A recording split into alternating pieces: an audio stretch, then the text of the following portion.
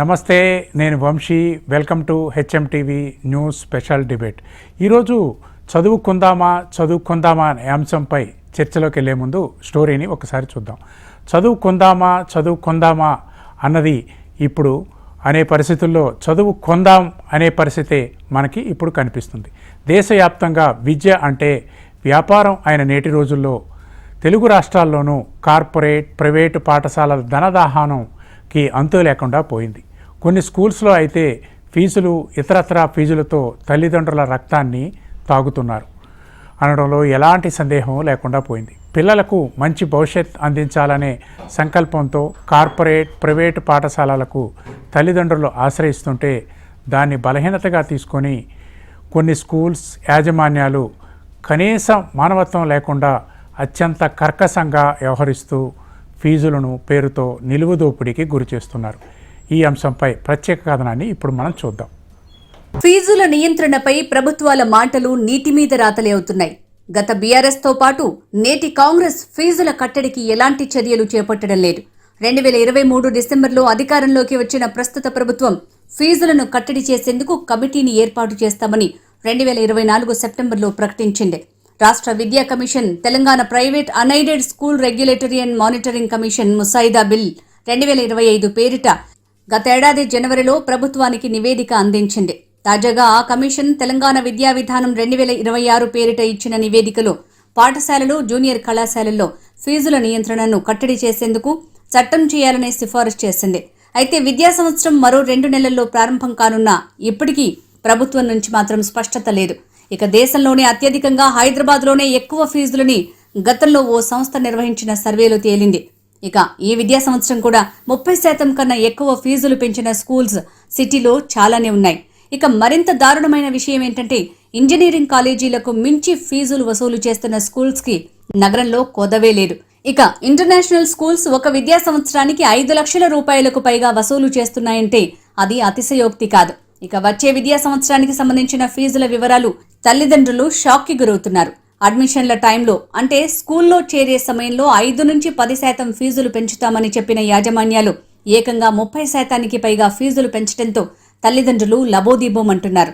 కొన్ని చోట్ల స్కూల్స్ వద్ద విద్యార్థుల తల్లిదండ్రులు ఆందోళనలు కొనసాగిస్తున్నారు. ఇంత జరుగుతున్నా విద్యాశాఖ అధికారులు కనీసం ఆ వైపు కూడా చూడటం లేదు. ప్రైవేట్ పాఠశాలల్లో పుస్తకాల దందా కొనసాగుతోంది. పుస్తకాల పేరిట విద్యార్థుల తల్లిదండ్రులపై పాఠశాలల యాజమాన్యాలు వేలకు వేలు ఫీజుల భారం మోపుతున్నాయి. ఇక పుస్తకాల ధరలపై విద్యార్థుల తల్లిదండ్రులు ప్రశ్నిస్తే తమ రేటింతే, మీ ఇష్టం అంటూ నిర్లక్ష్యపు సమాధానాలిస్తున్నారు. ఇంకా దారుణమైన విషయం ఏంటంటే ఇప్పటికీ చాలా ప్రైవేట్ స్కూల్స్ ప్రభుత్వ సిలబస్ ని కాదని తమ స్వంత సిలబస్ ని తయారు చేసుకునే చదువులు చెప్తున్నాయి. State syllabus schools SERT curriculum, central syllabus schools NCERT curriculum వాడాలి. కానీ నిబంధనలకు విరుద్ధంగా సొంత సిలబస్ ని తయారు చేసుకుని బోధిస్తున్నాయి.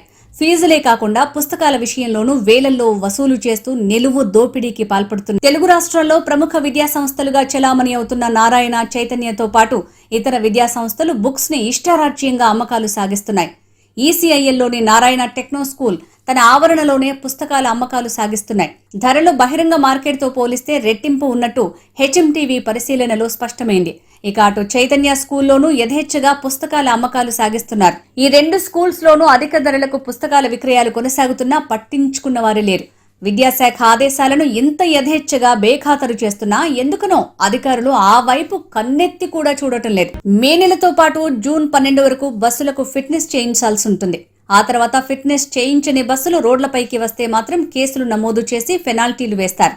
జూన్ 12 నుంచి రవాణా శాఖ అధికారులు తనిఖీలకు శ్రీకారం చుడతారు. ప్రధాన రహదారులపై వచ్చిపోయే బస్సులను తనిఖీలు చేసి పెనాల్టీలు వేయనున్నారు. జూన్ 12 నుంచి వారం 10 రోజుల పాటు హడావుడి చేస్తారు. దొరికిన బస్సులను వదిలిపెట్టారు. ప్రతి ఏటా ఇదే తంతు జరుగుతుండటంతో యాజమాన్యాలు కూడా అప్రమత్తమవుతున్నాయి. ఫిట్నెస్ చేయించిన బస్సులు మాత్రమే రోడ్లపైకి తెస్తున్నాయి. ఫిట్నెస్ చేయించని బస్సులను రవాణా శాఖ అధికారుల తనిఖీలు ముగిసిన తర్వాత ఎప్పటి మాదిరిగానే కాలేజీ, స్కూళ్లకు పిల్లల్ని తరలిస్తుంటారు. రవాణా శాఖ అధికారులు తనిఖీలు ముగిసిన తర్వాత స్కూళ్లు, కాలేజీల బస్సుల వైపు కన్నెత్తి కూడా చూడటం లేదన్న విమర్శలున్నాయి. ఏదైనా ప్రమాదం జరిగినప్పుడు తప్పిస్తే మళ్లీ స్కూల్ బస్సుల్ని తనిఖీలు చేసిన దాఖలాలు కనిపించడం లేదు. లక్షలాది రూపాయలు ఫీజులు చెల్లిస్తున్నారే తప్పిస్తే స్కూళ్లు, కాలేజీల బస్సులు ఎంత మేర భద్రంగా ఉన్నాయనే విషయాన్ని అస్సలే పట్టించుకోవటం లేదు పేరెంట్స్. అధిక సంఖ్యలో విద్యార్థులను ఎక్కించుకునే వాహనంలో తమ పిల్లల్ని పంపొద్దని అధికారులు సూచిస్తున్నారు. ఫిట్నెస్ లేని లేదా ఓవర్లోడ్ చేస్తున్న వాహనాలు సీజ్ చేస్తే విద్యార్థులు మధ్యలో ఇబ్బంది పడే పరిస్థితి ఎదురవుతుంది. తల్లిదండ్రులు తమ పిల్లలు ప్రయాణించే వాహనాల ఫిట్నెస్, భద్రతా ప్రమాణాలు, అనుమతులపై ముందుగానే నిర్ధారించుకోవాలని రవాణా శాఖ అధికారులు కోరుతున్నారు. వర్షాకాలంలో ప్రమాదాలు జరిగే అవకాశం ఎక్కువగా ఉంటుంది. రవాణా శాఖ అధికారులు తనిఖీలు చేపట్టి ఫిట్నెస్ లేని బస్సులను నిరోధించాలని, లేదంటే మరమ్మతులు చేయించుకునేలా చూడాలని తల్లిదండ్రులు కోరుతున్నారు. చూశారుగా మన హైదరాబాదులో వాస్తవ పరిస్థితి. ఇది హైదరాబాదు కాదు, తెలంగాణ కాదు, తెలుగు రాష్ట్రాలన్నింటిలో కూడా ఇదే పరిస్థితి మనకి కనిపిస్తుంది. మరి ఈ పరిస్థితికి కారణం ఏంటి? ఈ పరిస్థితిని నివారించడానికి ఎవరు ఏం చర్యలు తీసుకోవాలి? ముఖ్యంగా ప్రభుత్వాలు, తెలుగు రాష్ట్ర ప్రభుత్వాలు ఎలాంటి చొరవ చూపాలి? విద్యార్థుల పేరెంట్స్ని ఎలా ఆదుకోవాలి అనే అంశంపై చర్చిద్దాం. ఈ చర్చలో పాల్గొనేందుకు మనతో కొంతమంది అతిథులు ఉన్నారు. ముందుగా వారిని పరిచయం చేసుకుందాం. వెంకట గారు, వీరు హైదరాబాద్ స్కూల్స్ పేరెంట్స్ అసోసియేషన్ సంయుక్త కార్యదర్శి. అలాగే యాదగిరి శేఖర్రావు గారు ఉన్నారు, TRSMA రాష్ట్ర గౌరవాధ్యక్షులు, అంటే Telangana recognised schools management association గౌరవాధ్యక్షులు వీరు. నమస్కారం సార్. అలాగే మురళీ గారు హైదరాబాద్ స్కూల్స్ పేరెంట్స్ అసోసియేషన్ సభ్యులు. నమస్కారం మురళి గారు. ముందుగా చర్చలోకి వెళ్లే ముందు వెంకట గారితో మాట్లాడదాం. వెంకట గారు, ప్రస్తుత పరిస్థితి మనం చూస్తుంటే మీకు ఎలా అనిపిస్తుంది? స్కూల్స్ భద్రత గురించి తర్వాత మాట్లాడదాం, ముందుగా ఫీజుల గురించి మాట్లాడదాం. స్కూల్ ఫీజులు అంటే పెంచడానికి ఒక పద్ధతి ఏమైనా కనిపిస్తుందా? అంటే నియంత్రణ అనేది 10% వరకు పెంచుకోవచ్చు అనేది మనకి కొన్ని సజెషన్స్ ఉన్నాయి ప్రపంచవ్యాప్తంగా. ఇక్కడ ఎలా ఉంది మన హైదరాబాద్లో కానీ తెలంగాణలో? 10% పెంచుకోవాలా లేదా అనేది ఇప్పటిదాకా అయితే ఎటువంటి, ఇప్పుడు తిరుపతిరావు గారి కమిటీ 2016లో వచ్చిన తిరుపతిరావు కమిటీ నవంబర్ 30 లోపల రిపోర్ట్ ఇవ్వాలి. ఆ తర్వాత అప్పుడున్న తెలంగాణ రాష్ట్ర ప్రభుత్వం దాన్ని చట్టంగా తీసుకొచ్చి అమలు చేయాలని సుప్రీంకోర్టు ప్రకారం జరిగిన అది. సో అందులో ఆయన ఉదహరించింది మాత్రమే 10% దాకా పెంచుకోవచ్చు అనే ఒక సూచనప్రాయంగా ఆయన కమిటీ రిపోర్ట్లో ఉదహరించారు. కానీ ఆ కమిటీ రిపోర్ట్ ఇప్పటిదాకా బహిర్గతం కాలేదు, పబ్లిక్ డొమైన్లో రాలేదు. సో ఆ తర్వాత జరిగింది ఏంటి అంటే వాళ్ళు ఆ కమిటీ కాలయాపన చేసి సబ్మిట్ చేసి వెళ్ళిపోయింది. ఇప్పుడు తెలుగు రాష్ట్రాల్లో ప్రధానంగా మనకున్న సమస్య ఏంటి అంటే విద్యా వ్యాపారం. 100% ముమ్మాటికి విద్య వ్యాపారమే. ఎందుకు అంటే మేము లక్షలు ఇన్వెస్ట్ చేస్తున్నాం, మేము కోట్లు ఇన్వెస్ట్ చేస్తున్నాం, మేము డబ్బులు పెట్టిన దానికి రావాలి. 100% ఇట్స్ అ బిజినెస్. కాకపోతే ఎన్నో సుప్రీంకోర్టు ఉదాహరణలు చాలా స్పష్టంగా ఏం చెప్తాయి అంటే education cannot be a commercial aspect అని చెప్తే, దానికి ప్రధానంగా పనిచేయాల్సింది ఎవరు? రాష్ట్ర ప్రభుత్వాలు.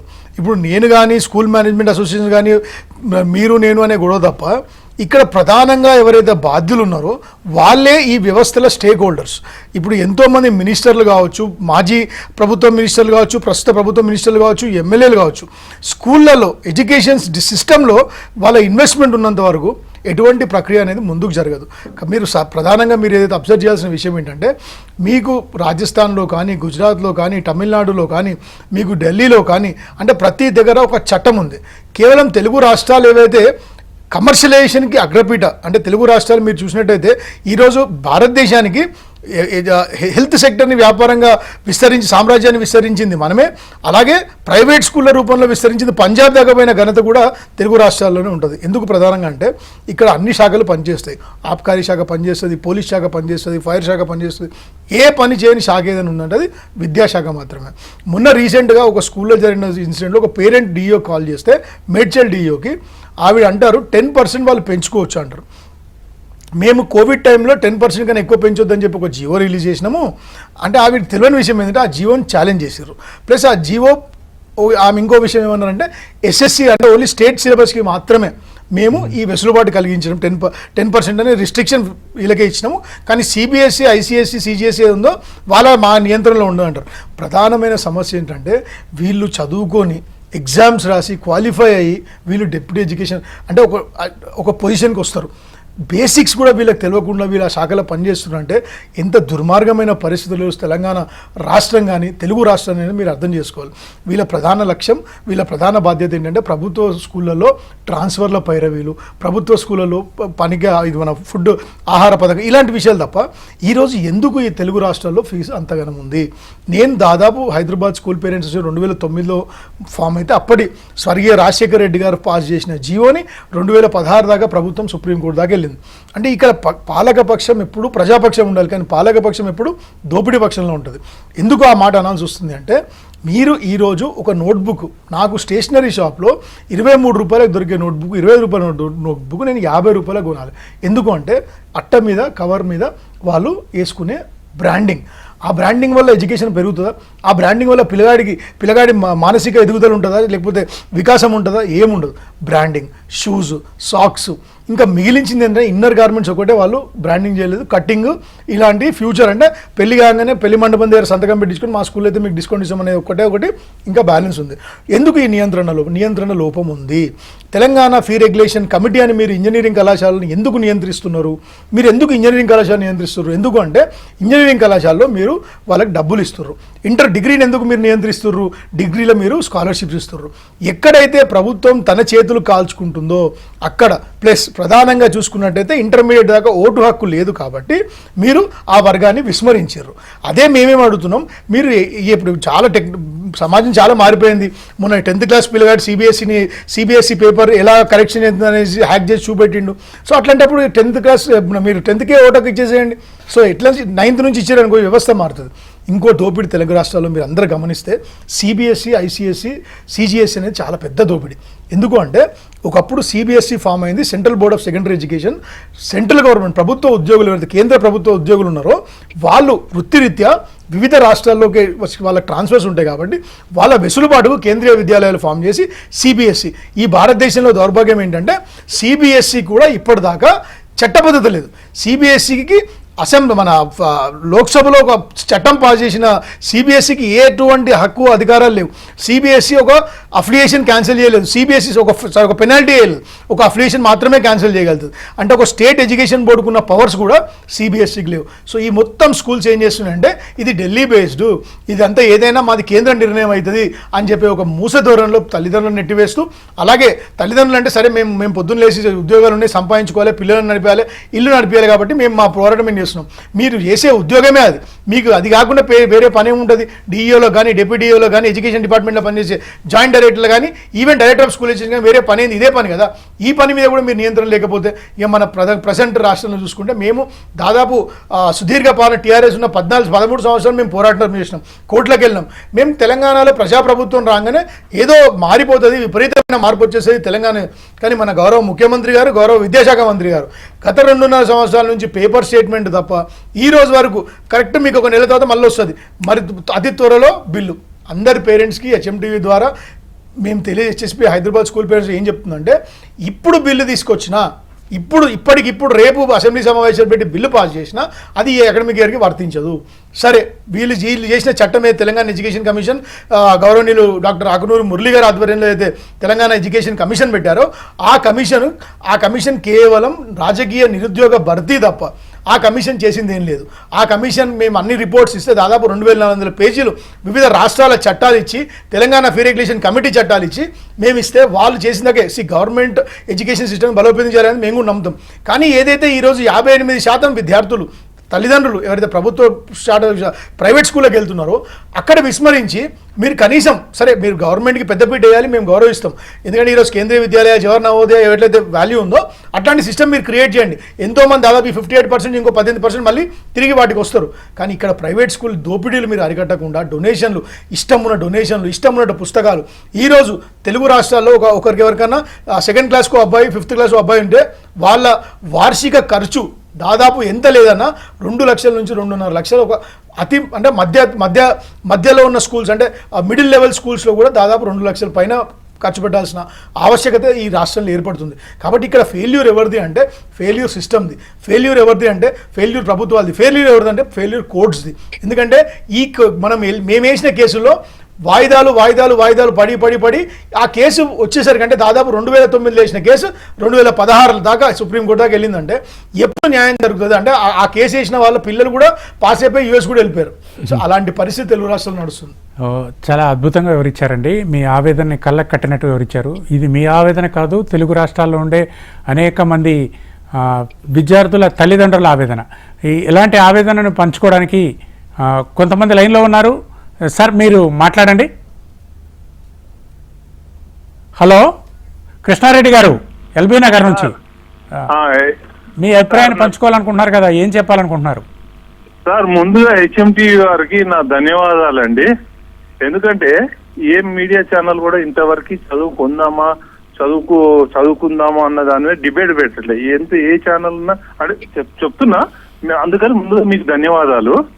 ఇవాళ రేపు ఎట్లయిపోయిందంటే అండి, చదువుకుందామా అన్నట్టు అయిపోయింది. చదువుకుందామా అనేది చాలా తక్కువ అయిపోయిందండి భావన. పిల్లల్లో కూడా ఏముంది, పైసలు ఉన్నాయి కొనుక్కుందాము, కార్పొరేట్ స్కూల్స్ ఉన్నాయి, వాళ్ళకి ఎంతసేపు కార్పొరేట్ స్కూల్స్ కానీ కాలేజెస్ కానీ వాళ్ళు ఏం చూస్తున్నారు, మాకు డొనేషన్స్ ఎంత వస్తున్నాయి, మాకు ఫీజులు ఎంత వస్తున్నాయి. ఫీజులు ఇప్పుడు ఇంతకుముందు గవర్నమెంట్ స్కూల్స్ కానీ కొన్ని ప్రైవేట్ స్కూల్స్ కానీ ఒక స్థాయిలో ఉండేటి అండి. పిల్లలు ఈ ఇయర్ పాస్ కాకపోతే డిమోట్ చేసేవాళ్ళు. ఇప్పుడు ఏ కార్పొరేట్ స్కూల్ కూడా పిల్లలే డిమోట్ చేయట్లేదు, ప్రమోట్ చేసుకుంటూ పోతున్నారు. ఎందుకంటే వాళ్ళకి పైసలు వస్తాయి, ఫీజులు వస్తాయి, డొనేషన్లు వస్తాయి అనేది చేస్తున్నారు తప్ప పిల్లల భవిష్యత్ ఏంది, భారతదేశ భవిష్యత్ ఏంది, భావితరాలకు ఏమందిస్తారు, వీళ్ళు ఇంజనీర్లుగా డాక్టర్లుగా ఇలా తయారు చేయాలంటే వీళ్ళని ఎంత క్రమశిక్షణగా పెంచాలా అన్న ఆలోచన లేదు. ఎంతసేపు ఉన్నా డబ్బు సంపాదన మీదే. ఇంకొకటి దీనికి కారణం ఏంటంటే మన అధికారులు కూడా పర్యవేక్షణ ఉండట్లేదండి. ఇంతకుముందు ఏదైనా ఒక స్కూల్ పెట్టాలంటే ఇంత ఖాళీ స్థలం ఉండాలి, ఇంత ప్లే గ్రౌండ్ ఉండాలి, ఒక పీటీ సార్ ఉండాలా, ఒక జీకే క్లాస్ ఉండేది, జనరల్ నాలెడ్జ్ క్లాసులు ఉండేది. ఇప్పుడు ఎక్కడున్నాయండి? ఇప్పుడు అన్ని లేవు, ఎత్తేసారు. అన్ని ఎత్తేసి ఎంతసేపు ఉన్నా ఒక బుక్ పట్టుకోవటం, దాన్ని బట్టి ఇయటం, చదువు ఎగ్జామ్ రాపియటం. మా వాడు స్టేట్ ఫస్ట్ వచ్చింది, మా కాలేజ్ స్టేట్ సెకండ్ వచ్చింది, మా కాలేజ్ స్టేట్ థర్డ్ వచ్చింది. ఏం చేస్తారండి? ఇప్పుడు మీకు ఉదాహరణ చెప్తారండి. సిబిఎస్ఈలో ఐసిఐసి స్కూల్లో చదివిన వ్యక్తి మన స్టేట్ లో జరిగే గ్రూప్ ఎగ్జామ్స్ ఏ దాంట్లో కూడా పాస్ కాలేడండి. ఒక తల్లిదండ్రులు ఎంత కష్టపడితే చదివిస్తారు, ఆ పిల్లలకి ఆ నాలెడ్జ్ ఉండట్లేదు. ఎందుకంటే వీళ్ళు ఎంతసేపు ఉన్నా ఐసిఐసి సిలబస్ అంటారు. ఐసిఐసి సిలబస్ కొట్టినోడు ఒక ఐఐటి కొట్టలేడు, ఒక మేజ్ కొట్టలేడు, ఒక యూపీఎస్సి కొట్టలేడు, ఒక స్టేట్ గ్రూప్ ఎగ్జామ్లు ఏం రాయలేడండి. అటువంటిప్పుడు ఎందుకంటే ఈ చదువు?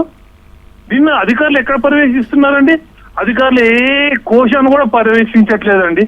మా యొక్క వినతి ఏంటంటే మీ హెచ్ఎంటీవీ ద్వారా ఇప్పటికైనా అధికారులు మేల్కొని పిల్లలు భవిష్యత్తుని తీర్చిదిద్దే విధంగా కరికులం అనేది తయారు చేయాలండి. ప్రతిసారి మానిటరింగ్ అనేది ఉండాలి. ఇంతకుముందు మేము చదువుకునేటప్పుడు డిఈఓ వచ్చేదండి స్కూల్ కి, ఎంఈఓ వచ్చేది, భయం ఉండేది.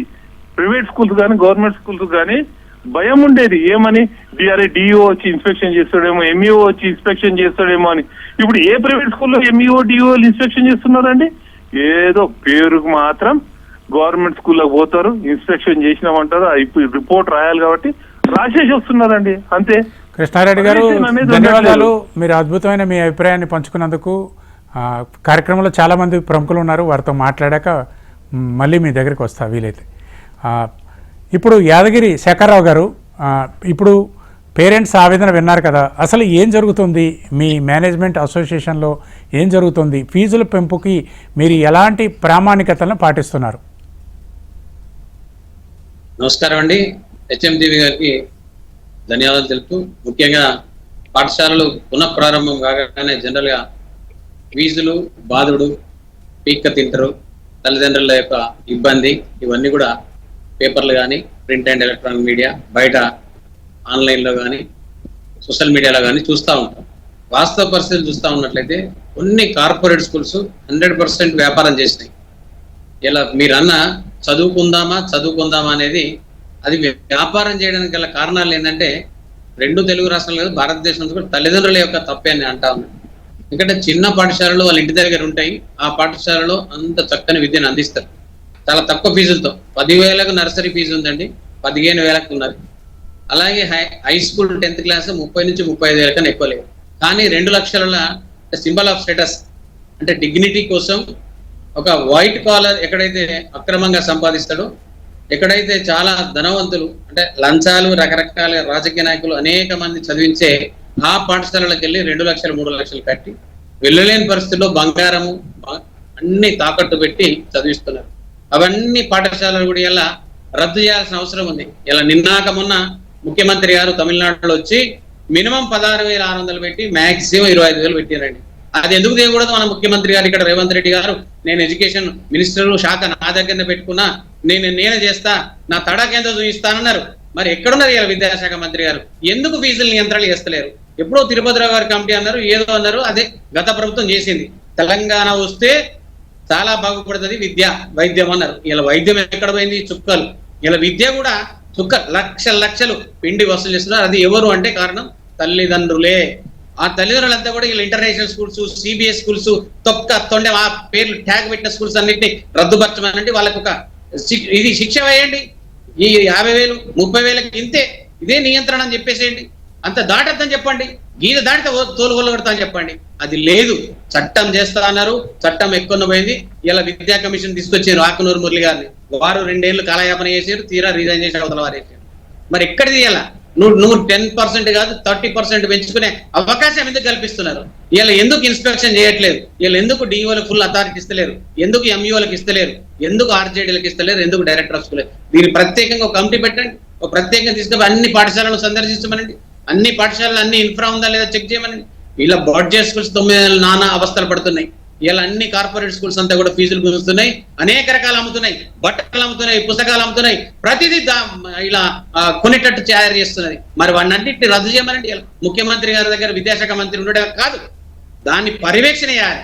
పాఠశాలలన్నింటినీ పర్యవేక్షణ చేసి తల్లిదండ్రులకు నేను హెల్ప్ చేస్తా, తల్లిదండ్రులకు ఫీజుల కమిటీ పెడతా, తల్లిదండ్రులకు ఫీజులు తగ్గిస్తా, నాణ్యమైన విద్యను అందించే ప్రయత్నం చేస్తా అని చెప్పినప్పుడు ప్రైవేట్ పాఠశాలలు ఇబ్బడిమబ్బడిగా వచ్చి ఇలా లక్షల ఫీజులు వసూలు చేసుకొని చదువు కొందామనే పరిస్థితి తీసుకొచ్చింది తెలంగాణ. ఇలా తెలంగాణ ప్రభుత్వం వస్తే చైతన్య నారాయణ కార్పొరేట్ పాఠశాలలు ఉండే అని చెప్పారు. నమ్మబలికినాం, ఇలా అందరం విన్నాం. కానీ ఇలా చైతన్య దాదాపు 100 పాఠశాలలు తెలంగాణ అంతా కూడా, తెలంగాణ చుట్టూ ప్రాంతంలో కరీంనగర్లే కాకుండా 800 పాఠశాలలు ఉన్నాయి. కొన్ని లక్షల మంది ఇలా నారాయణ కావచ్చు, కృష్ణ కావచ్చు, అనేక ఈవెన్ జిల్లాలో కూడా ఇలా కార్పొరేట్ పాఠశాలలు అయినండి. కరీంనగర్ కావచ్చు, వరంగల్ కావచ్చు, ఆదిలాబాద్ కావచ్చు, నిజామాబాద్ కావచ్చు, ఇలా మహబూబ్నగర్ కావచ్చు, ఇలా ఖమ్మం కావచ్చు, అనేక జిల్లాలలో కూడా చదువు పొందామనే పరిస్థితి. చాలా పాఠశాలలు దిక్కుతోచని పరిస్థితుల్లో ఉన్నాయి. 100-200తోని ఇప్పుడు నడిపిస్తున్నాయి, చాలా అవస్థలు పడుతున్నాయి. అలాంటి పాఠశాలలు మంచి విద్యను ఉన్నాయి. ఇలా వాళ్ళు చక్కగా భార్యాభర్తలు ఒక్క దగ్గర నుండి పాఠశాలను మెయింటైన్ చేస్తున్నారండి. మంచి విద్యను ఇస్తున్నారు, చక్కని టీచర్స్ ను పెట్టినారు, చక్కని ఇన్ఫ్రా ఉన్నది. అయినా ఆ పాఠశాలలో తల్లిదండ్రులు వెళ్ళట్లేదు. కారణం ఏంటంటే ఒక ప్యాషన్.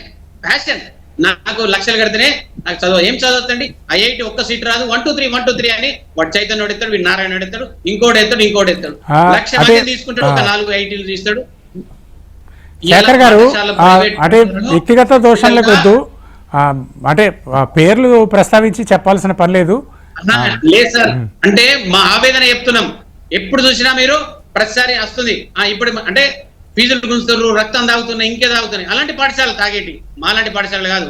మేము విద్యను నమ్ముకున్నాం, సరస్వతిని నమ్ముకున్నాం, చక్కని విద్యను అందిస్తున్నాం, తల్లిదండ్రులను ప్రేమిస్తున్నాం, విద్యార్థిని ప్రేమిస్తున్నాం, పాఠశాలను ప్రేమిస్తున్నాం, లవ్ అండ్ ఎఫెక్షన్ తో చక్కని విద్యను అందిస్తున్నాం. ఇలా మా దగ్గర అంత సెక్యూరిటీ ఉంది. పాఠశాల బస్సులు కూడా మేము మంచిగా చూసుకుంటాం. మేము చక్కగా పేరెంట్ను పేరు పెట్టి పిలుస్తాం, విద్యార్థిని పేరు పెట్టి పిలుస్తాం.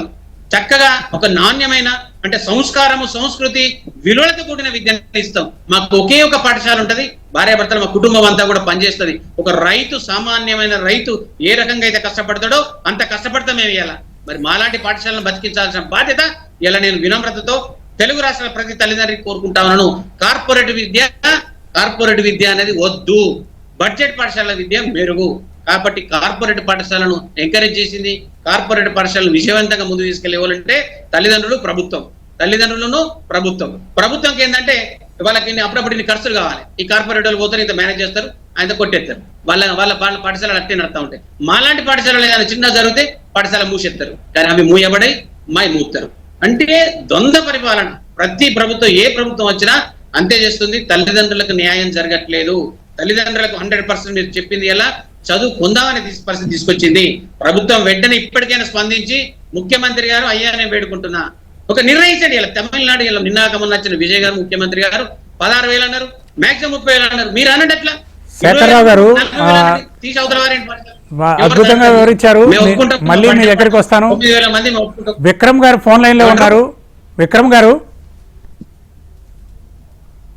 హలో విక్రమ్ గారు. హలో విక్రమ్ గారు, మీరు ఏ విషయాన్ని ఈ చర్చలో పాల్గొన్న మీ ఆవేదన ఏంటి? మీ ఆవేదన తెలియజేయండి. మీరేం చెప్పదలుచుకున్నారు ఈ షో లైవ్ షో? పూర్తిగా మాట్లాడే good evening sir. Good evening Murali. Vikram గారు. విక్రమ్ మాది సార్, మాది జవహర్ నగర్ సార్, బాలాజీ నగర్ దగ్గర జవహర్ నగర్ సార్ మాది. సార్ మా దగ్గర స్కూల్స్, గవర్నమెంట్ స్కూల్స్ అంటే మొత్తం అంటే ఆల్మోస్ట్ కొలాప్స్ అయిపోయాయి సార్ అన్ని. ఇక్కడ గవర్నమెంట్ స్కూల్ అసలు గవర్నమెంట్ అధికారులు గవర్నమెంట్ స్కూల్ పట్టించుకోవట్లేదు. పోగా ఏమైందంటే గవర్నమెంట్ స్కూల్లో ఇప్పుడు ఉన్న పిల్లలంతా ప్రైవేట్ స్కూల్కి అలవాటు చేసింది సార్ అందరినీ. ప్రైవేట్ స్కూల్లో కూడా అడ్డగోలుగా ఫీజులు వసూలు చేసింది. ఫీజుల కంటే బుక్స్ రేట్స్ ఎక్కువ అయిపోయినాయి. ఇప్పుడు వాళ్ళు అడ్డగోలుగా ఇప్పుడు గవర్నమెంట్ ఉన్న గవర్నమెంట్ కూడా ఎవరు పట్టించుకోలేదు సార్. నేను ఆ గవర్నమెంట్ అనట్లేదు, ఈ గవర్నమెంట్ అనట్లేదు. కాకపోతే ఏంటంటే మధ్యతరగతి పబ్లిక్ ఇవాళ రేపు గవర్నమెంట్ స్కూల్ పోనీకి కూడా ఎవరు ఇష్టపడట్లేదు. గవర్నమెంట్ కూడా వాళ్ళకు సదుపాయాలు ఏం చేయట్లేదు సార్. ఎందుకంటే వాళ్ళు ఉన్న గవర్నమెంట్ స్కూల్లో సదుపాయాలు బాత్రూమ్ కానీ టీచర్స్ కానీ ఎవ్వరు సరిగా లేదు సార్. అధికారులు కొద్దిగా ప్రభుత్వ అధికారులు ప్రభుత్వ బడి మీద కొద్దిగా శ్రద్ధ చూపించాలి సార్. అదే విధంగా ప్రైవేట్ స్కూల్ పైన మీరు చర్య తీసుకోవాలి. ఎందుకంటే వాళ్ళకు అదుపాలు ఒకటి లేదు సార్. ఇష్టం వచ్చినట్టు రేట్లు పెంచారు, ఇష్టం వచ్చినట్టు ఫీజు పెట్టారు. ఈ నెలలో 30% ఫీజు పెంచారు సార్ ప్రతి స్కూల్ పైన. ఇప్పుడు మా దగ్గర నియర్ బై దగ్గర ఒక 30-40 ప్రైవేట్ స్కూల్ వచ్చినాయి సార్. అవి కానీ అధికారులు ఇప్పటి వరకు ఎలాంటి చర్య తీసుకోలేదు. నేను ఏమంటానంటే అధికారులకు ఇప్పుడు ఎవరి నెపం చేయట్లేదు సార్. ఇక్కడ ఉన్న మాది జోనల్ డంపింగ్ దగ్గర ఉంటుంది సార్. మేము కానీ మా చదువుకుంటే మా బతుకులే అట్లా బతుకులు అంటే ఇప్పుడు ప్రైవేట్ స్కూల్లో తీసుకుపోయి ప్రైవేట్ బతుకులు చేస్తాం సార్. ఇప్పటికైనా హెచ్ఎంటీ వారికి మీరు ధన్యవాదాలు చెప్తాను సార్. కొద్దిగా హెచ్ఎంటీ వారు అధికారులు కూడా గవర్నమెంట్ అధికారులు కూడా ఈ జోనల్ దృష్టి పెట్టి ప్రైవేట్ అధికారులను మొత్తం దోపిడీ ఆపుకోవాలని నా మనవి సార్. ధన్యవాదాలు విక్రమ్ గారు.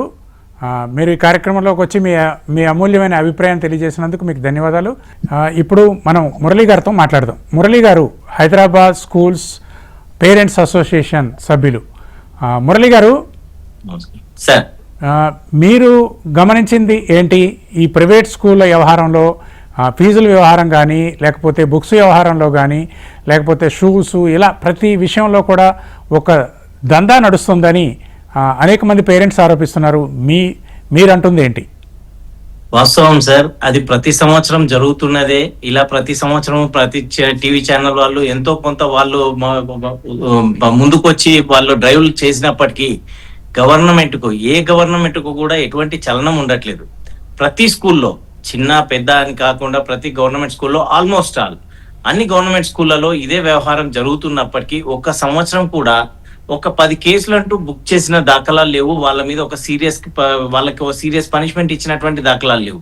అలా విచ్చలవిడిగా వాళ్ళతో యథావిధిగా వాళ్ళు చేసుకుంటూనే పోతున్నారు. ఎవరికి చెప్పినా ఏమీ అవ్వదు అన్నట్టుగా ఉన్నాయి. ఒకవేళ HSPA లాంటి సంస్థలు ముందుకు వచ్చి వాళ్ళకి ఏదైనా చెప్పినా మధ్య మాకు ఇబ్బందులు వాళ్ళ పాకెట్లు నింపడమే తప్ప అక్కడ జరుగుతున్నది ఏం లేదు. ఎటువంటి అధికారి కూడా దాని మీద మేము ఈ యాక్షన్ తీసుకున్నామని ఎన్నో వందలు వేల కేసులు మేము బుక్ చేసినప్పటికీ కూడా ఇప్పటికీ ప్రతి టీవీలో ఇన్నిసార్లు మాట్లాడుకుంటున్నాము అంటే అక్కడ జరుగుతున్నట్టే కదా. మరి రేపో ఎల్లుండి ఒక కేసు బుక్ అవుతుందా? ఒక్కటి అవ్వదు. ఎందుకు అనంటే వాళ్ళ పాలసీ అది. మేము వీళ్ళు అన్నట్టుగా చేయాలి, వాళ్ళ పని వాళ్ళు చేసుకుంటూ పోతారు అంతే. మేము ఎంత అరిచి గీ పెట్టినా కూడా వాళ్ళు అక్కడ రెస్పాండ్ అయ్యే పరిస్థితిలో ఎవరు లేరని చూస్తే ఇందాక రావు గారు చెప్పినట్టు స్కూల్లో మాకు బాగున్నాయి, పేరెంట్స్ దే తప్పు, మా దగ్గరికి తీసుకురావట్లేదు అని చెప్పేసి అని అంటున్నారు. ఆ స్కూల్స్ లోకే వెళ్తున్నారు అన్నారు. మరి ఆ స్కూల్స్ మీద మీరు వ్యతిరేకంగా ఎప్పుడన్నా పోరాటాలు చేశారా? అలాంటి స్కూళ్ళు ఎత్తేయాలి అని చెప్పి మా స్కూల్స్ ఇప్పుడు HSPA ఒక రోజు పోరాటం చేస్తుంది. ఆ రోజు మరి ఈ మిడిల్ లెవెల్లో అటువంటి స్కూల్స్ అన్ని మరి బైకాట్ చేస్తారా? వాళ్ళ మీద వ్యతిరేకంగా ఎందుకు చేయట్లేదు? వీరు వారు అందరూ కూడాను ప్రభుత్వానికి వాళ్ళు ఇస్తున్నటువంటి ప్యాకేజీలతో నడుస్తుంది గవర్నమెంట్ తప్ప గవర్నమెంట్ ఇష్టానుసారంగా ఏదో చెయ్యాలని అనుకున్నా చెయ్యనిచ్చే పరిస్థితిలో లేనటువంటి స్థితికి ఎదిగిపోయినటువంటి ప్రైవేట్ స్కూల్స్ అండి. ఇవాళ ప్రైవేట్ స్కూల్స్ పరిస్థితి ఏంటి అని అంటే సీఎం గా ఉండి ఒక HSPA మెంబర్ గా చెప్తున్నాను, సీఎం గా వస్తున్నారు, మనకు విద్యా వ్యవస్థ సర్దుకుంటుంది, ఇప్పుడున్న బాగుపడుతుంది అని అనుకున్నాం. గడిచిపోయింది, 2.5 సంవత్సరాలు గడిచిపోయింది. దీని మీద నేను ఏదో ప్రక్షాళన చేస్తున్నాను, అందుకే ఈ సంస్థ నా దగ్గర పెట్టుకున్నాను అని పదే పదే చెప్పినటువంటి ముఖ్యమంత్రి గారు ఈ రోజు వరకు ఏమీ జరగట్లేదు. ఇవాళ దానికి ఉన్నటువంటి చైర్మన్ అకునూరి మురళి గారు కూడా రిజైన్ చేసే పరిస్థితి వస్తుంది. ఎందుకు? ఇవాళ మనం ఒకటే ఒక స్టేట్మెంట్ అండి, దాన్ని బట్టి మనం అర్థం చేసుకోవచ్చు విద్యా వ్యవస్థని ఏం చేయాలనుకుంటున్నారు అనేది. ఇప్పుడు ఉన్నటువంటి 25,000 స్కూళ్లలో 17 లక్షల మంది పిల్లలు చదువుతున్నారు. అటువంటిది స్కూల్స్ ఒక గవర్నమెంట్ వ్యవస్థనే 5,000 స్కూళ్లకు మాత్రమే కుదించే పరిస్థితికి దిగజారుతున్నారు. ఒకవేళ వాళ్ళే కనుక దాన్ని మెరుగుపరచాలనుకుంటే ఎక్కడ పోయినాయి ఇన్ని రోజులు? ఎక్కడ రిక్రూట్మెంట్స్ ఎందుకు జరగట్లేదు? ఏ రిక్రూట్మెంట్ ఎందుకు? ఒక్క సంవత్సరం కూడా ఒక 10,000 20,000 టీచర్స్ ని రిక్రూట్ చేయకుండా ఎలా అభివృద్ధి చెందుతుంది? ఎలా జరుగుతుంది? డెవలప్మెంట్ ఎడ్యుకేషన్ లేకుండా ఎక్కడైనా ఒక రాష్ట్రం బాగుపడాలి, దేశం బాగుపడాలన్నా ఎడ్యుకేషన్ లేకుండా ఏం సాధిస్తారు? ఇందాక వెంకట్ గారు చెప్పినట్టు ఒక ఎడ్యుకేషన్ ఇప్పుడు నెక్స్ట్ లెవెల్లో తీసుకున్నారు. ముందు వచ్చేసి హైదరాబాద్ నుంచి తెలుగు రాష్ట్రాల నుంచి మెడికల్ డిపార్ట్మెంట్ మొత్తం నాశనం చేసేసారు. హాస్పిటల్స్ అన్ని ప్రైవేటైజ్ అయిపోయే పరిస్థితి. సేమ్ అదే పరిస్థితికి రేపు దిగజారిపోనున్నది విద్యా వ్యవస్థ.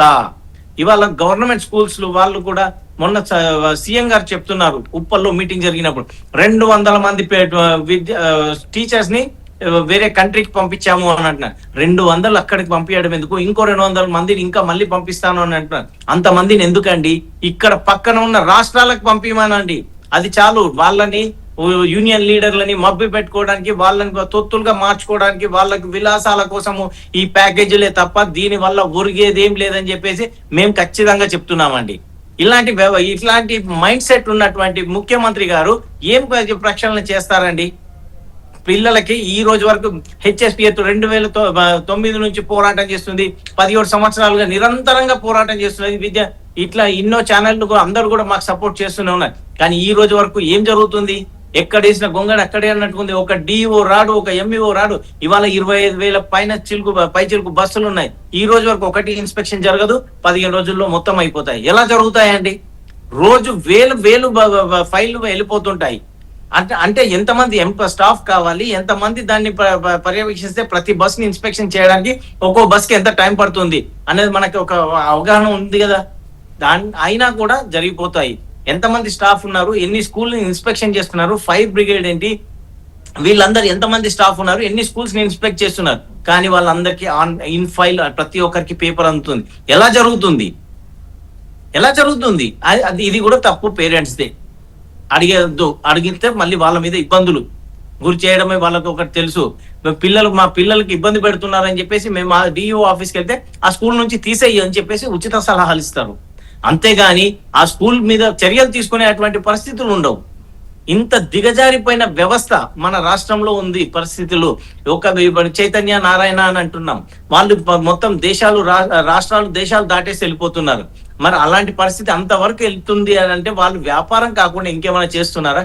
100% వీళ్ళు వ్యాపారమే చేస్తున్నారు. ఇక్కడ ఈ వ్యాపారం కాదు, ఇది సేవా దృక్పథంతో చేయాల్సినటువంటి వ్యాపారం అని చెప్పి ఇది అని చెప్పేసి వాళ్ళు అఫిడవిట్ లో మాత్రం చెప్తారు, మేము ఈ సొసైటీని రన్ చేస్తున్నాం, ఇది సొసైటీ కింద రిజిస్టర్ చేసుకొని వాళ్ళు చారిటీ కింద వర్క్ చేస్తారు అని అఫిడవిట్ లో ఇస్తారు.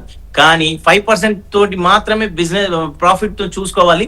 కానీ 95% కాకపోతే ఇంకా 300% ప్రాఫిట్స్ చూసుకుంటున్నారు తప్ప పిల్లలకి ఏదో చెయ్యాలి, మంచి చేయాలి అనేటువంటిది లేదు. ఇందాక సార్ చెప్పినట్టు 3 లక్షలు, 2 లక్షలు, 5 లక్షల రూపాయలు కూడా ఫీజు తీసుకుంటున్నారు. ఎందుకు తీసుకుంటున్నారు? ఇంజనీరింగ్ కాలేజ్ అటువంటి దగ్గర కూడా 2 లక్షల రూపాయలు, 1,00,000 లక్ష ఫీజులు ఉన్నాయి. అటువంటిది యూకేజీకి, 5th క్లాస్ కి, 6th క్లాస్ కి 5 లక్షల రూపాయలు ఫీజు తీసుకున్నారంటే ఎవరు అడగాలి? పేరెంట్స్ అడగాల. పంపిస్తున్నారు, సరే తెలుసో తెలియకో పేరెంట్ ముందుకు వెళ్ళాడు అనుకోని ప్రభుత్వం ఏం చేస్తుంది? మురళి గారు చాలా అద్భుతంగా వివరించారు. చాలా మీ ఆవేదన అర్థమయ్యేలా ఉంది, చాలా క్లారిటీగా ఉంది. మనం సొసైటీలో ఏం చూస్తున్నామో దాన్ని మీరు కళ్ళకు కట్టినట్టు వివరించారు. ధన్యవాదాలు. మీరు లైన్లోనే ఉండండి. ఒక పేరెంట్ ఫోన్ లైన్లో ఉన్నారు, ముందు వారితో మాట్లాడి మళ్ళీ మీ దగ్గరకు వస్తాను. రాజారావు గారు కుషాయిగూడ నుంచి మాట్లాడుతున్నారు. రాజారావు గారు, మీ అభిప్రాయం ఏంటి? నమస్తే అండి. యాక్చువల్లీ దేశం బాగుండాలంటే చదువు కావాలండి. ఆ చదువు కూడా ఏంటంటే కొనుక్కోకూడదండి. చదువు కొనుక్కోవడం వల్ల ఏమవుతుందంటే కొనుక్కొని చదువుకున్న పిల్లలు దేశానికి కానీ సమాజానికి కానీ లేకపోతే వ్యవస్థకి కానీ ఎట్లా పనిచేస్తారని మనం పరిశీలన చేస్తే చదువుకోవడం వల్ల ఏమో చదువుకుంటున్నామా చదువును కొనుక్కుంటున్నామా అని మనం పరిశీలిస్తుంటే మన పిల్లలందరూ ఇప్పుడు చిన్న పిల్లల దగ్గర ప్రతి ఒక్కరూ కష్టకాయం చేసి వాళ్ళ యొక్క ఆశని మొత్తం అంతా పిల్లల కోసం ఇచ్చేస్తున్నారండి.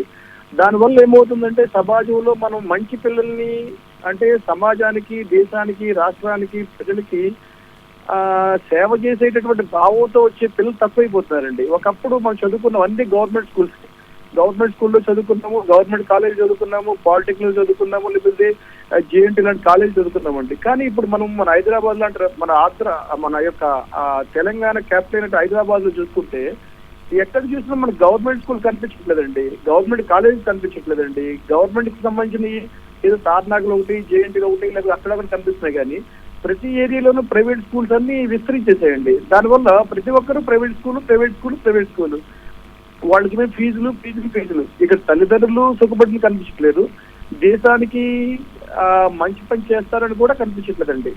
అయితే ఇక్కడ మనం ఏం చేయాలంటే అంటే మిగతా దేశాలను కొన్ని కంట్రీస్ నేను చూసి వచ్చానండి. దాంట్లో ఏముందంటే ఎడ్యుకేషన్కి ఏంటంటే మొత్తం ఫ్రీ అండి.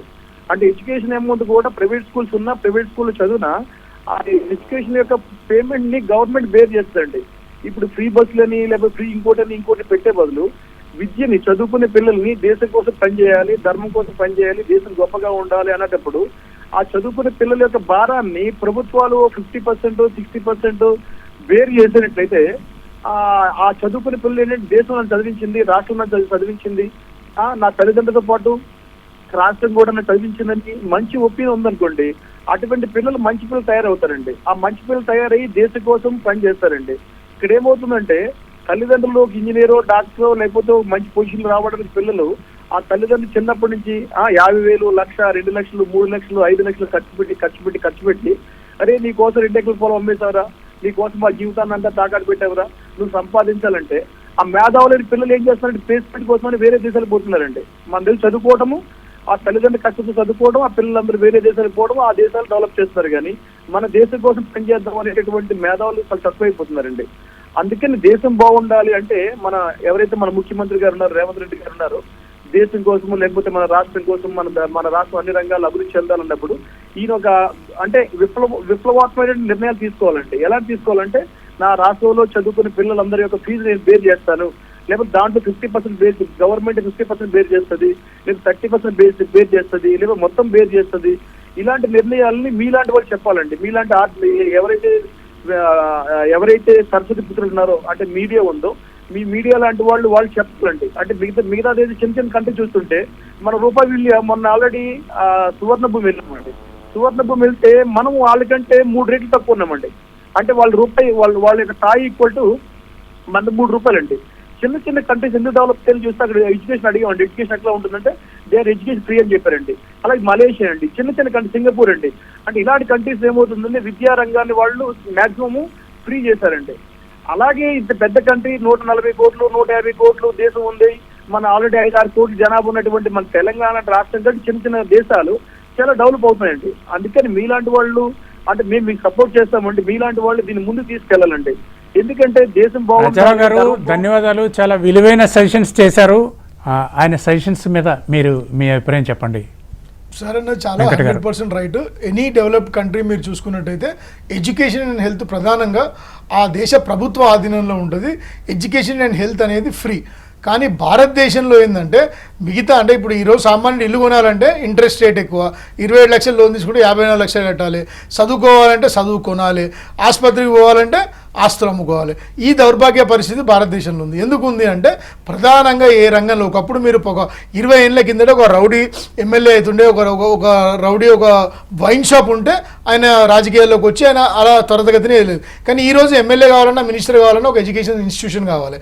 అంటే ప్రధానంగా ఈరోజు చాలామంది ఇంతకుముందు కూడా మిత్రులు చెప్పినట్టు సార్ శేఖర్ రావు గారు చెప్పినట్టు ఏదైతే ఎడ్యుకేషన్ తమిళనాడు గారు అంటే మనకి సమయం తక్కువ ఉంది, అంటే మనం స్కూల్స్ని ఎలా అభివృద్ధి చేసుకోవాలనే పాయింట్ నుంచి మాట్లాడుకుందాం. స్కూల్ ఇప్పుడు మనకి ఫీజుల నియంత్రణకి ఏం జరగాలి దాని మీద ఫోకస్ పెట్టండి. అందుకే అక్కడికే వస్తున్నా. ఏదైతే తమిళనాడు గురించి చాలా ఎక్కువ చెప్తున్నారో 25,000 చట్టాలు పెట్టని చాలా స్పష్టంగా సుప్రీంకోర్టు ఎన్నో ఉన్నాయి. TM5 వర్సెస్ యూనియన్ ఆఫ్ ఇండియాలో చాలా స్పష్టంగా చెప్పింది ప్రభుత్వం ఇంత ఫీజు తీసుకోవాలని నిర్ణయించలేదని చెప్పేసి చాలా స్పష్టంగా చెప్పింది. సో ప్రధానంగా ఇప్పుడు ప్రభుత్వం చట్టం తీసుకొస్తే తప్ప ఆ చట్టం బ్యూరోక్రసీ చేతిలో కబంధ హస్తాల్లో నలిగిపోకుండా ప్రాపర్గా అయితే తప్ప ఈ రాష్ట్రంలో నేను దాదాపు నా 33 ఏళ్ళు ఉన్నప్పుడు వచ్చినా ఇప్పుడు నాకు 45 ఏళ్ళు, దాదాపు 12-13 సంవత్సరాల నుంచి నా కొడుకు అప్పుడు LKG ఉండే, ఇప్పుడు 10th అయిపోయింది, ఒక అబ్బాయి ఇంటర్ అయిపోయింది. అప్పటి నుంచి నేను కొట్లాడుతున్నా, అడుగు ముందుకోలే, ఒక డొనేషన్లో మాత్రమే మేము కొంచెం సక్సెస్ అయినాం.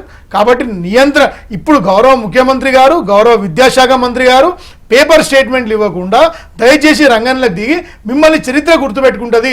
మీరు ప్రభుత్వంలో చదివారు, మీరు మహబూబ్నగర్ ముద్దుబిడ్డ, మీరు తెలంగాణ ముద్దుబిడ్డ. కాబట్టి దయచేసి ఎంతోమంది లక్షల మంది తల్లిదండ్రుల ఆవేదన మీరు అర్థం చేసుకోండి.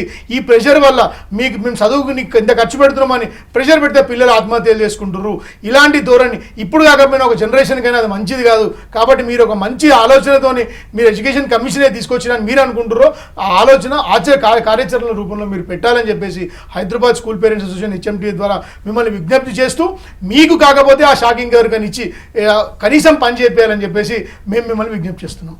సో బేసికలీ మా రిక్వెస్ట్ ఒకటే, ఏ ఎడ్యుకేషన్ చట్టాన్ని మీరు ప్రాపర్గా in accordance with Telangana fee regulation committee of engineering కలిపి చేస్తేనే మీరు ఆ చట్టం అమలు చేయగలుగుతారు.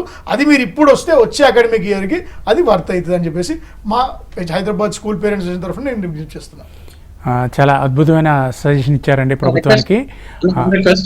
శేఖర్రావు గారు, శేఖర్రావు గారు నేనేమంటున్నా అండి, చెప్పండి, ఏం చెప్పదలుచుకున్నారు? నేనేమంటున్నా అండి, ప్రభుత్వ వ్యవస్థకు ప్రభుత్వానికి ఒక సూచన ఏంటంటే మినిమం 15,000 పెట్టమనండి, మాక్సిమం 50,000 పెడితే అన్ని పాఠశాలలకు ఎంతే ఫీజు తీసుకోమని చెప్పండి. మా ట్రస్మా పాఠశాలలు అన్ని కూడా ఏకీభవిస్తాయి, హర్షిస్తాయి. అది రూరల్ కానీ, టౌన్ కానీ, అర్బన్ కానీ minimum 15,000 LKG up to 10th class. మాట్లాడుతున్నాం శేఖర్రావు గారు. సార్ మీరు ఇప్పుడైనా బయటకు వచ్చి, శేఖర్రావు సార్ ఇప్పుడైనా బయటకు వచ్చి, ఇంతకుముందు మిత్రుడు మురళి చెప్పినట్టు అందరం కలిసి పోరాటం చేద్దాం. మీరు సైలెంట్ గా ఉన్నారు కాబట్టి ఈ రోజు నారాయణ, చైతన్య, గాయత్రి ఇవన్నీ తెలంగాణ రాష్ట్రాన్ని కబంధాస్తాల్లో పట్టుకునే రండి, బయటికి రండి. మనం ఈ మీడియా డిబేట్లు 12 సంవత్సరాలు స్టార్ట్ చేసి బయటికి వద్దాం సార్, రండి. మీతో కలిసి పనిచేస్తా అన్ని నేను రేపటి నుంచి ప్రెస్ మీట్ పెడతాం. మినిమం 15,000, మాక్సిమం 50,000 పెట్టి అందరికి చట్టం తీసుకురమానండి. దాన్ని హర్షిస్తారు. 9,000 పాఠశాలలు మా ట్రస్మా పాఠశాలలు అన్ని కూడా ఏకీభవిస్తాయి, దీన్ని యాక్సెప్ట్ చేస్తాయి. సార్ తెలంగాణ ఉద్యమంలో మీరు కూడా సపోర్ట్ చేసిరు. శేఖర్రావు సార్ తెలంగాణ ఉద్యమంలో మీరు కూడా సపోర్ట్ చేసిరు.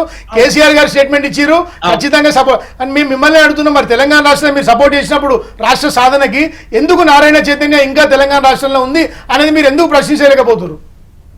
అయ్యో, రోజు పేపర్లలో నేను మస్తు స్టేట్మెంట్లు ఇచ్చిన.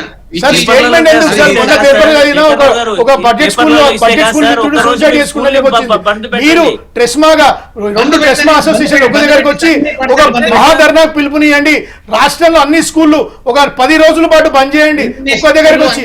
అప్పుడు ఖచ్చితంగా ముఖ్యమంత్రి గారు, గౌరవ ముఖ్యమంత్రి గారు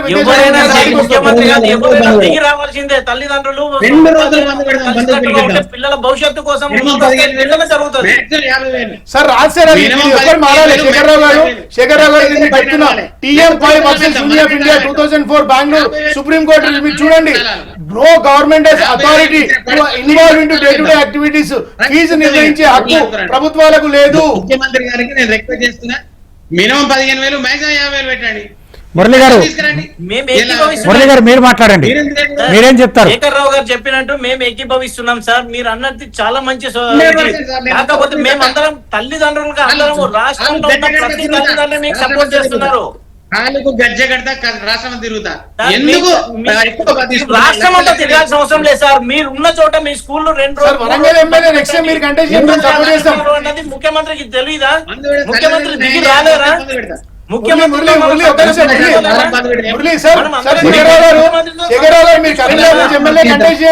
మిమ్మల్ని అసెంబ్లీకి పంపిస్తాం, మీరు అసెంబ్లీలో కొట్లాడండి, ప్రభుత్వం గల్లా పట్టుకొని అడగండి సార్. మీరు అదృష్టవంతులు. మీరు ఏ నామినేషన్ వేసినా మీకు ఇమీడియట్ వస్తుంది. మీకు గుర్తుందనుకుంటా నేను చెప్పింది.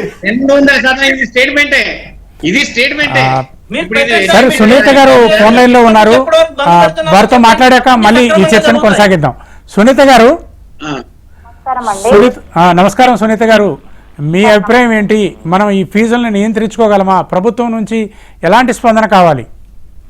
ఒక సీఎం పొజిషన్ లో ఉండి అతను ఒక విద్యాశాఖ మంత్రిగా ఉన్నప్పుడు పిల్లలకు విద్య అనేది ఒక వ్యాపారం కాకుండా చూడాలి అని ఆయన ఒక ఆలోచన పెట్టుకోవాలి కదా సార్. మా విన్నపం ఏంటంటే సుప్రీంకోర్టు 2009 ఏదైతే యాక్ట్ ఉందో ఆ జీవో రిలీజ్ చేపిస్తే ఏ స్కూల్ కైనా ఒక ఫీజు అనేది కంట్రోల్ ఉంటుంది కదా, ఆ వేలో ఎందుకు ఆలోచించట్లేరు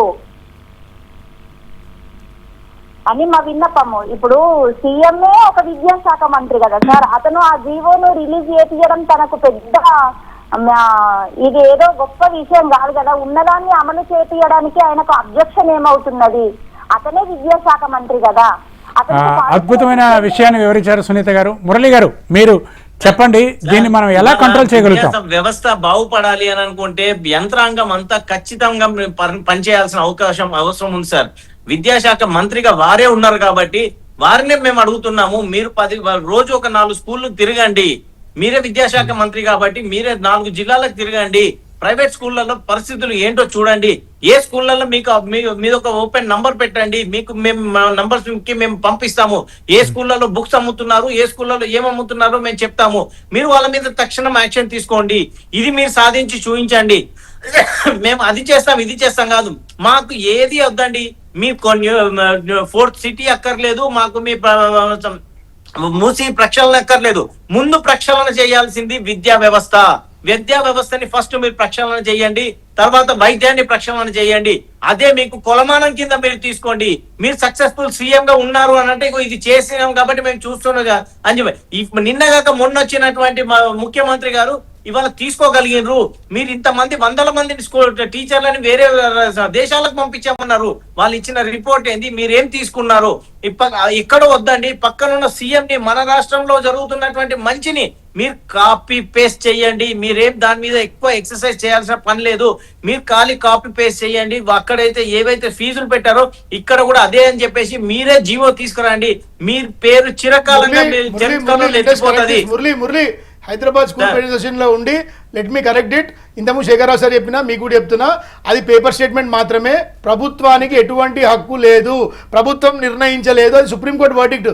ప్రభుత్వం ఇప్పుడు చేయాల్సింది చట్టం తేవాలి, అంతేగాని కాపీ పేస్ట్ చట్టం తేవాలి. చట్టం తీసుకొచ్చి ఆయన నిర్ణయం తీసుకోవాలో అది చరిత్రలో నిలిచిపోతారు సార్ అని చెప్తున్నారు. అందరం కలిసి హైదరాబాద్ స్కూల్ పేరెంట్స్ అసోసియేషన్ తరఫున శేఖర్రావు గారిని కరీంనగర్ ఉమ్మడి కరీంనగర్ కి అభ్యర్థిగా నిరూపిస్తూ, ఎందుకంటే ఆల్రెడీ వరంగల్ నుంచి సార్ తెలుసు కదా sir, Warangal MLA school education బ్యాక్గ్రౌండే కదా. అంటే మేము మీకు చెప్పే అంటే మేము అనేది మీరు కూడా అండి మీకు సపోర్ట్ చేసాం. మీరు అసెంబ్లీ సాక్ష్యం మీకు అర్థం ఇవ్వండి సార్. అంటే ఆ చర్చ తర్వాత పెట్టుకుందాం సార్. అంటే ఇప్పుడు ఫోన్ లైన్లో ఉన్నారు.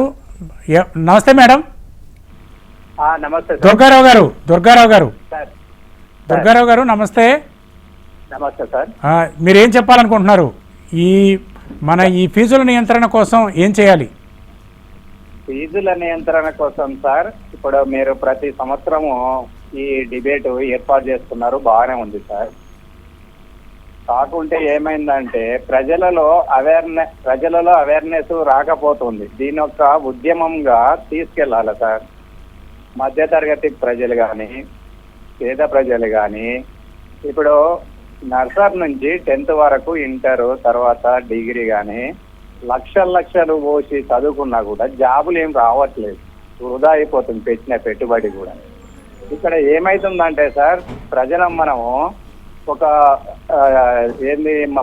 ప్రజలుగా మనం ఒక ఉద్యమంగా చైతన్యవంతులం కానంత వరకు ప్రభుత్వాలు ఇలా మనను మోసం చేసుకుంటూ వెళ్తూనే ఉంటాయి. దీన్ని మీరు మీడియా వాళ్ళు. ధన్యవాదాలు దుర్గారావు గారు, మీరు విలువైన సూచన చేశారు. చివరిగా సమయం మించిపోతుంది. మనం క్లుప్తంగా అంటే ఫీజులే కానీ లేకపోతే డ్రెస్సుల విషయంలో కానీ ఇక రకరకాల దోపిడీ జరుగుతున్నాయి ప్రైవేట్ స్కూల్స్లో, కార్పొరేట్ స్కూల్స్లో. దీన్ని మనం ఎలా అరికట్టాలి, సమైక్యంగా ఎలాంటి ఉద్యమం చేయాల్సి ఉంటుంది క్లుప్తంగా చెప్పండి. ఇక్కడ మేము చెప్పేది ఒకటే, హెచ్ఎండి ద్వారా రిక్వెస్ట్ చేసేది, మీరు మధ్యతరగతి దిగువ మధ్యతరగతి కుటుంబాలు 1.5 నుంచి 2 లక్షల ఆర్థిక భారాన్ని మోస్తుర్రు. ఈ జూన్ వచ్చిందంటే మాకు భయం అవుతుంది. కాబట్టి మేము తల్లిదండ్రులను కూడా మేము రిక్వెస్ట్ చేస్తున్నాం, HMTVకి ఫస్ట్ ధన్యవాదాలు తెలియజేస్తున్నాం. ఎందుకంటే ప్రతి సంవత్సరం నేను దాదాపు లాస్ట్ 9 ఇయర్స్ నుంచి నేను ఈ కాలేజ్ స్కూల్ స్టార్ట్ అయినప్పుడు అలాగే వివిధ డిబేట్లో పాల్గొన్నా.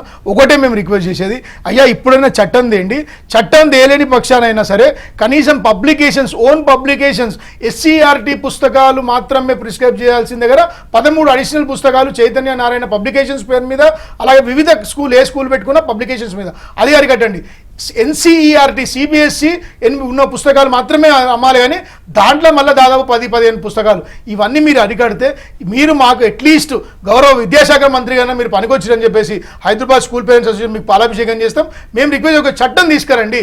ఆ చట్టం వచ్చే లోపల ఒక్కటన్నా ఒక్క పని చేయండి. ఈ సంవత్సరం పుస్తకాల రేట్లు తగ్గియండి. గవర్నమెంట్ పుస్తకాల రేట్లు మీరు తగ్గించారు, కానీ మీరు ఏదైతే ఈ ప్రైవేట్ స్కూళ్ళలో ప్యాకేజీ పుస్తకాలు అమ్ముతారో అవి తీపియాలని చెప్పేసి HMT ద్వారా హైదరాబాద్ స్కూల్ పేరెంట్స్ గౌరవ ముఖ్యమంత్రి, గౌరవ విద్యాశాఖ మంత్రి గారిని రిక్వెస్ట్ చేస్తున్నాం. మురళి గారు చెప్పండి. అలాగే ప్రతి సంవత్సరం కొత్త ప్రింట్స్ తీసుకొస్తున్నారు సార్. అలా కాకుండా ఒకసారి ప్రింట్ అయిన బుక్ బాగుంటే మళ్ళీ నెక్స్ట్ వాళ్ళ తమ్ముడు చదువుకునే పరిస్థితి కూడా ఉండాలి సార్. కాకుండా వీళ్ళు ప్రతి సంవత్సరం కొత్త బుక్ ని ఏదో కలర్ చిన్న చేంజెస్ తీసుకొచ్చేసి తల్లిదండ్రులను చాలా నష్టపరుస్తున్నారు. ఒకసారి మార్చాలి అని అనుకుంటే వాళ్ళు బుక్ మార్చాలి అనుకుంటే ప్రభుత్వం అనుమతితో మాత్రమే మార్చే పరిస్థితి తీసుకురావాలి. కనీసం 5 సంవత్సరాలకు 6 సంవత్సరాలకు ఒకసారి మాత్రమే మార్చే వెసులుబాటు కల్పించాలనుకుంటున్నాం సార్. చాలా అద్భుతంగా వివరించారు. శేఖర్రావు గారు మీరు చెప్పండి. ముఖ్యంగా నేను మళ్ళీ ప్రభుత్వాన్ని రిక్వెస్ట్ చేసేది అంటే మిమ్మల్ని రిక్వెస్ట్ చేసేదంటే ఫీజుల దోపిడీ ప్రైవేట్ పాఠశాల అనకండి దయచేసి. కార్పొరేట్ పాఠశాలల దోపిడీ, ఇంటర్నేషనల్ పాఠశాలల దోపిడీ, CBSE పాఠశాలల దోపిడీ అనండి. మా బడ్జెట్ పాఠశాల దోపిడీ కాదండి. మేము పనిచేస్తున్నాం, చదువులు ఇస్తున్నాం. కాబట్టి ఆ దోపిడీ అనే పదం కార్పొరేట్ దోపిడీ అనండి. వాళ్ళు విద్య బ్రాయిలర్ కోడ్ వ్యవస్థ, అది అపార్ట్మెంట్లో ఇస్తున్నాయి. ఖచ్చితంగా ప్రభుత్వం 50,000 దాటిన పాఠశాల గుర్తింపు రద్దు చేయమనండి, పోలీసులను పెట్టండి, మూసేయించమనండి. 50,000 వరకు ముఖ్యమంత్రి గారు ఈ 15వ తేదీలోపు ప్రకటన చేయాలని నేను కోరుకుంటున్నాను. తమిళనాడు ప్రభుత్వం ఏ చట్టం లేకుండా ప్రకటన చేసారు ముఖ్యమంత్రి గారు. ఈ ముఖ్యమంత్రి గారు ప్రభుత్వం దాన్ని 50,000 వరకు అనండి. ఛాలెంజ్, అన్ని పాఠశాలలు సక్సెస్ ఉంటాయి. ఇలా చదువు కొనుడు కాదు, చదువుకుందామని వస్తాయి, మంచి విద్యను అందిస్తారు. ఒక 9,000 పాఠశాలలు ముందుకు వస్తాయండి మంచి విద్యను అందించడానికి. ఇలా వైట్ కలర్. ధన్యవాదాలు శేఖర్రావు గారు, ధన్యవాదాలు వెంకట గారు, ధన్యవాదాలు మురళి గారు. ఈ చర్చలో పాల్గొని మీరు విలువైన సలహాలు సూచనలు అందజేసినందుకు మీకు ప్రత్యేక ధన్యవాదాలు. ప్రభుత్వం ఇప్పటికైనా మేలుకోవాలి. విద్యార్థుల సమస్యలు, పేరెంట్ సమస్యలు కూలక్షంగా విన్నారు కాబట్టి ఇప్పటికైనా ఆ దిశగా అడుగులు వేయాలని, దాన్ని చట్టరూపంగా మారిస్తేనే, అంతే కదా సార్, చట్టరూపంలో మారిస్తేనే ఇది విజయవంతం అవుతుందనేది ఈ చర్చలో అందరి అభిప్రాయం. ప్రభుత్వం ఆ దిశగా అడుగులు వేయాలని తెలుగు రాష్ట్ర ప్రభుత్వాలు రెండు, అటు చంద్రబాబు నాయుడు గారికి ఇటు రేవంత్ రెడ్డి గారికి ప్రత్యేక విజ్ఞప్తి చేస్తున్నాం. విద్యార్థుల పక్షాన, తల్లిదండ్రుల పక్షాన మేము కోరుకుంటున్నాం. ఈ ఫీజుల నియంత్రణకి ఒక చట్టం తీసుకురండి, ఆ చట్టాన్ని అమలయ్యేలా చేయండి. అంతా మన విద్యా వ్యవస్థ మెరుగవుతుంది. ఇది ఇవాళ చర్చ. మరో కార్యక్రమంలో మళ్ళీ కలుద్దాం. అంతవరకు సెలవు. నమస్తే.